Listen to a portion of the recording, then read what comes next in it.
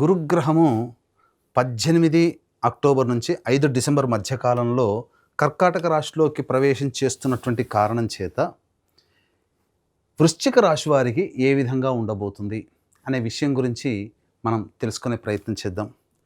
ప్రధానంగా ఈ వృశ్చిక రాశి వారికి పంచమ శని ఎలాగో సాధారణంగా యోగించడు.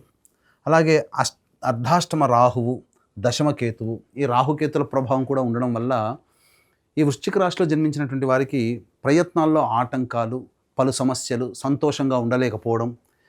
అలాగే గురువు 17వ తారీఖు అక్టోబర్ వరకు అష్టమ స్థాన స్థితి ప్రభావం వలన చాలా మటుకు ఆరోగ్య సమస్యలు కానీ, లేకపోతే ధనపరమైన సమస్యలు కానీ, ఇలా ఒకటా రెండా అనేక విషయాలుగా వృశ్చిక రాశి వారు సతమతమవుతూ వచ్చారు. కానీ అనుకోని వరంలా ఈ వృశ్చిక రాశిలో జన్మించినటువంటి వారికి ప్రధానంగా గురువు భాగ్యస్థానంలోకి ప్రవేశం చేయడం 18 అక్టోబర్ నుంచి 5 డిసెంబర్ మధ్యకాలంలో ఇది చాలా యోగించేటువంటి స్థితి అని చెప్పవచ్చు. ఎందుకనంటే భవిష్యత్తులో వచ్చే సంవత్సరం ఉగాది తర్వాత అందమైన జీవితాన్ని, అద్భుతమైన యోగాన్ని ఇచ్చేటువంటి గురువు కొంత తొందరగానే 18 అక్టోబర్ నుంచి 5 డిసెంబర్ మధ్య కాలంలో అలాంటి శుభ ఫలితాలు 2026లో ఎలా ఉండబోతుందో ఈ 18 అక్టోబర్ నుంచి 5 డిసెంబర్ మధ్య కాలంలో రుచి చూపించబోతున్నాడు. అంటే అద్భుతమే, గురువు చాలా యోగిస్తున్నాడు.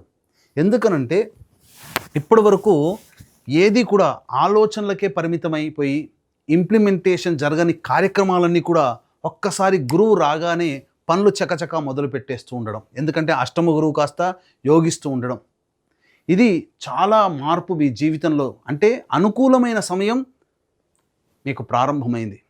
ఇక విదేశీయానానికి వెళ్ళాలి, విదేశంలో చదువుకోవాలి, స్థిరపడాలి అనుకునేటువంటి వాళ్ళకందరికీ కూడా గురువు అనుకోని వరంలా యోగించబోతున్నాడు. మీకు ఈ గురుగ్రహ మార్పు వల్ల సంపూర్ణంగా 5 రాశులు యోగాన్ని పొందుతున్నాయి. అందులో వృశ్చిక రాశి కూడా ఒకటి. సాధారణమైనటువంటి యోగాన్ని చక్కగా పొందుతున్నారు.